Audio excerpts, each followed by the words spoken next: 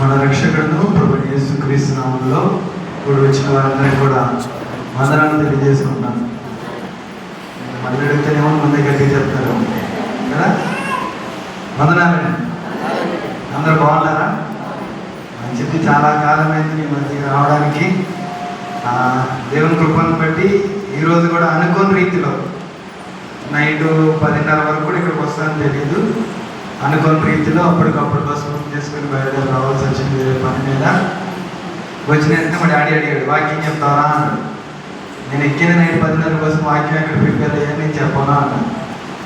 సర్లే అని ఇక్కడికి వచ్చిన తర్వాత మళ్ళీ నాకు దేవుని ప్రేరేపణ కొద్ది ఆశ కొద్ది నేను వాక్యం చెప్పాలని ఆశపడి ఏముంది ఏముంది ఏముంది నీ బైబిల్ కూడా నాకు కదా మా డాడీకి ఏముంది అని ఎదుగుతుంటే చిన్న వాక్యం కనబడింది. అది చెప్పిన వాక్యం అనుకుంటున్నా, మరి నాకైతే తెలియదు. విన్నదాన్ని మీరే చెప్పాలా. ప్రభు ప్రేరేపణ కొద్ది, ఆత్మ ప్రేరేపణ కొద్ది మీ మధ్య కొన్ని మాటలు పంచుకోవాలని నేను ఆశ కలిగి ఉన్నాను. మా కుటుంబం విషయంలో జరిగిన సంతోషం మీ అందరికీ తెలిసిందే. మా ఇంట్లో ఆడపిల్ల, ఫస్ట్ ఆడపిల్ల. మీ ఇద్దరు అన్నదమ్ములవే, మా చిన్న గారికి అన్నదమ్ములే. మళ్ళీ కొల్లపొల వంశంలో మొదటి ఆడపిల్ల. దాన్ని బట్టి నేను చాలా స్తుతిస్తున్నాను. నేను ప్రార్థన చేసిన మీరందరికీ కూడా ప్రత్యేకంగా మా కుటుంబం తరపున వందనాలు చెల్లిస్తున్నాను. అలాగే సంఘం కోసం కూడా ఎక్కువగా భారంగా బాధ్యతగా ప్రార్థించండి. నాకు తగినంత వరకు, ప్రభువు నాకు అనుకూలపరిచినంత వరకు చాలా భారాన్ని భరిస్తున్నాను. కానీ నేను బయటికి చెప్పాలనుకోవట్లేదు. కానీ నా కోసం, నా ఒక బిజినెస్ కోసం, ఇంకో మరి ముఖ్యంగా నేను ఎంత చేసినా ఏం చేసినా దేవుని పని కొరకే ప్రయాసపడుతున్నాను. కనుక నా కోసం, నా బిజినెస్ కోసం కూడా ఎక్కువగా ప్రార్థన చేయమని మీ అందరినీ వేడుకుంటున్నాను. మరి ముఖ్యంగా నా కోసం కూడా ప్రార్థన చేయండి. దేవుని వాక్యంలోనికి వెళ్ళిపోదాం. కరెక్ట్గా 9:45 అయింది. 10:30 కల్లా ముగిస్తాను నేను. ఈ లోపల ఎవరికైనా అభ్యంతరం ఉంటే మధ్యలో చేయొద్దండి. వాళ్ళ వరకు పడుకోండి, మిగతా వాళ్ళు వాక్యం చెప్తారు. ఓకే, మంచిది. సామెతల గ్రంథము 10వ అధ్యాయం. సామెతల గ్రంథము 10వ అధ్యాయం 4వ వచనం. 10వ అధ్యాయం 4వ వచనం. బద్ధకముగా పని చేయువాడు దరిద్రుడగును, శ్రద్ధ గలవాడు ఐశ్వర్యవంతుడగును. ఇదే సామెతలు 13వ అధ్యాయం 4వ వచనం.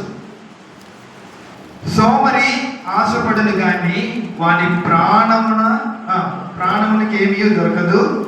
శ్రద్ధ గల వారి ప్రాణము పుష్టిగా. చిన్న మాట ప్రార్థన చేసుకుంటాం. పరిశుద్ధ మహోన్నతుడ, నీ పాదములకు స్తోత్రాలు చెల్లించుకున్న ప్రభువా, దీనుడును అల్పురుడును దేనికి పనికిరానటువంటి ప్రభువా, ఆయనను నీ వాక్యం చెప్పాలని, నీ మాటలు వివరించాలని ఆశ కలిగి ఆత్మ ప్రేరేపణ కొలది ఇక్కడ నుంచి నన్ను ప్రభువా, వట్టివాడును అమాయకుడును మాటలు రానివాడును ప్రభువా, ఏదైనా మీ ఆత్మ ప్రేరేపణ దయచేసి నన్ను బోరుగా వాడుకొని మీ ప్రజలకి ఎటువంటి మాటలు అవసరమో అటువంటి మాటలు దయచేయండి. మరి ముఖ్యంగా చదివిన లేఖన భాగాన్ని మీ ఆత్మ ప్రేరేపణ చూపించమని మా రక్షకుడును ప్రభువు యేసుక్రీస్తు నామములో అడిగి వేడుకుంటున్నాం తండ్రి, ఆమేన్. చదవబడిన లేఖన భాగంలో, 2 లేఖన భాగంలో ఒక మాట కామన్ గా రాయబడింది. ఒక మాట అక్కడ రాయబడింది, ఇక్కడ రాయబడింది. 10వ అధ్యాయం 4వ వచనం చదవండి. ఇప్పుడు బద్ధకముగా పని చేయువాడు దరిద్రుడగును, శ్రద్ధ కలిగిన వాడు. ఇప్పుడు 13:4 చదవండి ఒకసారి. సోమరి ఆశపడింది కానీ వాని ప్రాణము ఏమీ దొరకదు. శ్రద్ధ గలి వాడి ప్రాణము. ఇప్పుడు అక్కడ ఒకటి మాట, అదే మాట ఇక్కడ కూడా రాయబడింది. ఏ మాటది? శ్రద్ధగా. ఈరోజు నా అంశం ఏమిటంటే ఎలాగ శ్రద్ధగా ఉండాలి, ఏ విషయాల్లో శ్రద్ధగా ఉండాలి, ఏ విషయాల్లో శ్రద్ధగా ఉండాలనే అంశంపై ధ్యానించబోతున్నాను. సామెతల గ్రంథం కోసం మీకు క్లుప్తంగా వివరించాలంటే, విజ్డమ్ జ్ఞానము అనే మాట 125 సార్లు రాయబడింది.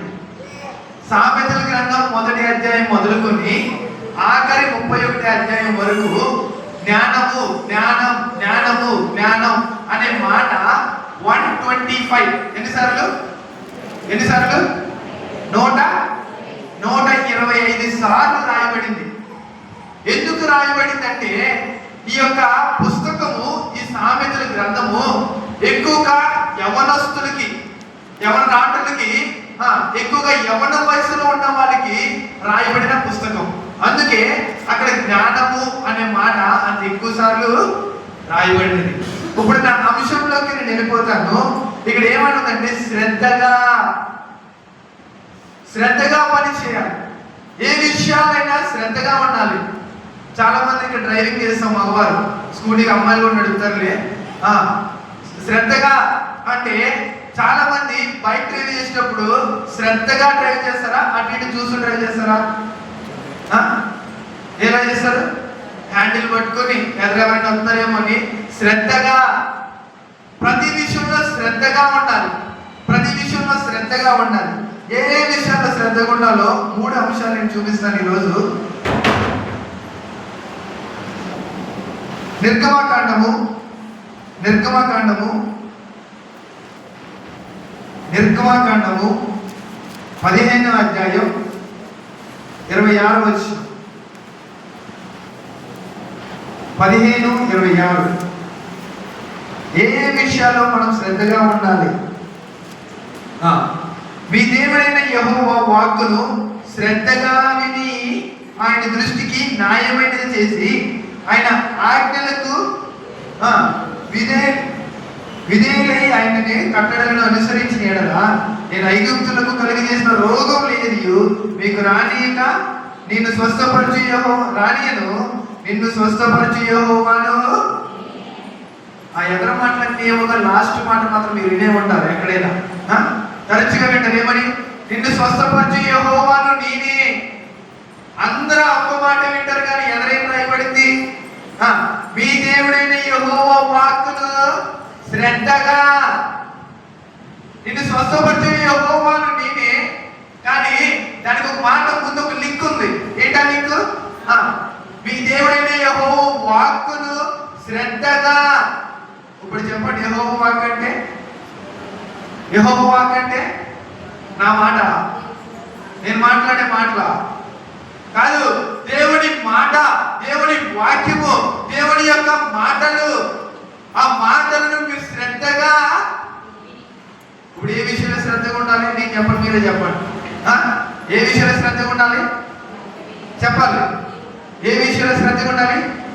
దేవుని మాట విషయంలో శ్రద్ధగా ఉండాలి. అక్కడ అంశం ఏమిటంటే, మోషే ఒక ఇశ్రాయేలు జనాన్ని ఎర్ర సముద్రము దాటిస్తున్నాడు. ఆ 14 అధ్యాయాల్లో ఆ ఎర్ర సముద్రాన్ని దాటించి ఈ 15-16 అధ్యాయాల్లో ఎర్ర సముద్రం దాటిన తర్వాత వీళ్ళు తాగడానికి మంచినీళ్ళు లేవు. ఎవరికి? ఇశ్రాయేలు జనానికి. ఈ ఇశ్రాయేలు జనానికి మంచినీళ్ళు లేనప్పుడు అక్కడ ఒక కోనేటి ఉంది. ఆ కోనేటిలో కొన్ని వాటర్ ఉన్నాయి. ఆ వాటర్ తాగడానికి వెళ్ళినప్పుడు అవి ఎలాగున్నాయి? చేదుగా ఉన్నాయి. కానీ వీళ్ళని అక్కడి నుంచి తప్పించిన యెహోవా మాట పైన నిర్లక్ష్యం పెట్టకుండా ఆ చేదుగున్న వాటర్ని చూసి ఎవరిపైన సనుక్కుంటున్నారు? మోషే పైన. కానీ మోషే ఎవరి మాట విన్నాడు? దేవుని మాట విని ఆ చిగురించిన కొమ్మను తీసుకెళ్ళి ఆ కోనేటి లేయగానే ఎలా మారినాయి మాటలు? తీయగా. ఇప్పుడు ఎవరు మాట విన్నారు? అక్కడ ఏం జరిగింది? అద్భుత కార్యం. మోషే దేవుని మాట విన్నాడు. మాట విని వెంటనే చేదుగున్న వాటర్ ఏమైపోయింది? తీయగా. మోషే కూడా దేవుని మాట వినకపోతే, ఇశ్రాయేలు జనం సనిగితే అక్కడ వాటర్ మారాయా?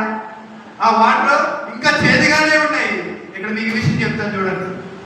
మన జీవితాల్లో వాటర్ అయితే దేవుని మాట విని ఆ చిగురాకు కొమ్మను మన జీవితంలో వేసుకుంటే మన జీవితాలు ఎలా మారుతాయి? తీయగా. అందుకే దేవుని మాట శ్రద్ధగా, చాలా శ్రద్ధగా వినాలి. దేవుని మాట శ్రద్ధగా.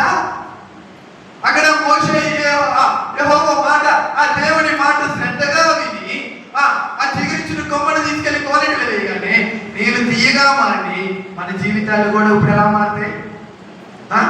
తీయగా మారుతాయి. ఎప్పుడు? ఆయన మాట శ్రద్ధగా, ఆయన మాట, మనుషుల మాట కాదు. చాలా మంది ఏం చేస్తారంటే మనుషుల మాట ఏమో ఈ వంటలో కిచెన్లో వండుతా తిడతా ఉంటది. నేను ఎక్కడ ఉంటది? ఆ ఇంట్లో బెడ్రూమ్ లో ఉండి ఇక్కడ పెట్టింటది. ఏంటి? గోడకు చెవు పెట్టింటది. ఎలా ఉంటది? అయ్యి మాత్రం ఎంత బాగా ఏం తింటుందమ్మా? పలానా తింటుంది. బయటకు వచ్చి మళ్ళీ దానికి ఎందుకు తిట్టాలా చెప్పండి? ఎంత శ్రద్ధగా వింటూ వచ్చి బయటకు వచ్చి దానికి కలిపి డబ్బులు తిడతారు. కానీ బయట మాటల మీద శ్రద్ధ కాదు, కానీ దేవుని మాట మీద శ్రద్ధ ఉంటే మన జీవితాల్లో అద్భుత కార్యాలు జరుగుతాయి. దేవుని మాట మీద ఏముండాలి? శ్రద్ధ ఉండాలి. నేను స్వస్థపరిచే యెహోవాను నేనే వాగ్దానం ఇస్తున్నాను. ఒక మాట జ్ఞాపకం చేస్తాను చూడండి. ద్వితీయోపదేశకాండము 28వ అధ్యాయం 1వ వచనం. దేవుని మాట వినుట అనేది ఒక మాట జ్ఞాపకం చేస్తాను. ద్వితీయోపదేశకాండము 28వ అధ్యాయం 1వ వచనం, 168 పేజీ నెంబర్. నీవు నీ దేవుడైన యెహోవా మాట శ్రద్ధగా విని నేను నీకు ఆజ్ఞాపించుచున్న ఆ ఆజ్ఞలన్నిటిని అనుసరించి నడుచుకునేలా నీ దేవుడైన యెహోవా భూమి మీద ఉన్న సమస్త జనుల కంటే నిన్ను ఏం చేస్తాడంట? ఏం చేస్తాడు? దేవుడు హెచ్చిస్తాడు. ఎలాగా? ఎందుకు? ఎప్పుడు హెచ్చిస్తాడు ఆయన? ఈ 3 క్వశ్చన్లకు ఒకటే జవాబు. ఏమిటి? ఆయన మాట. మోషే ఆయన మాట విన్నాడు.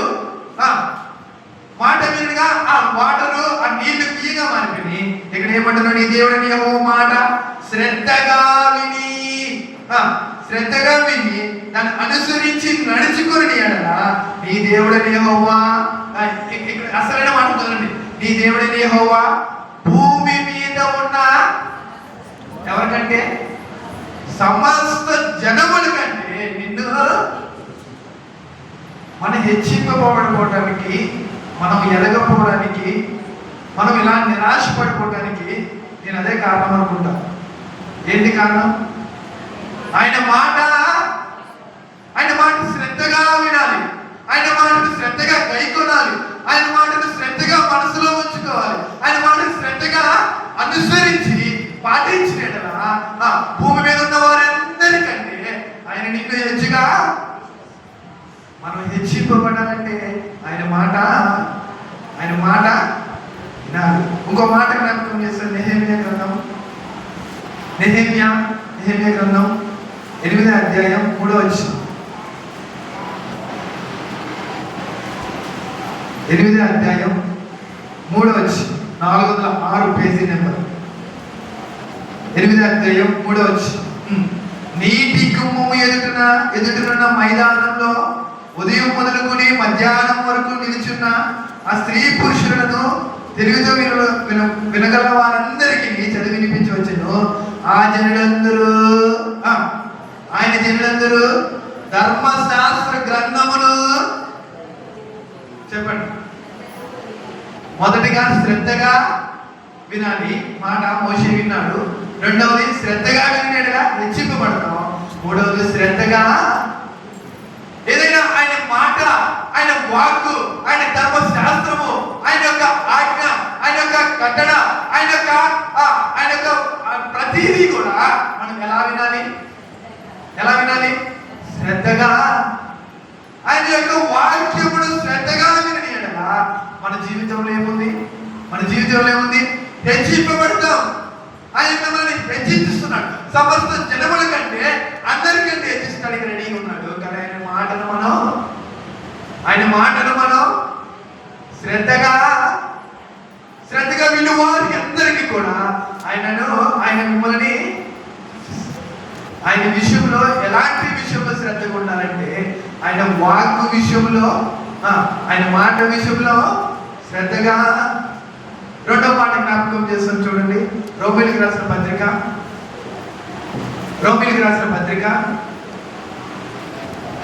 12వ అధ్యాయం. రోమిలికి రాసిన పత్రిక 12వ అధ్యాయం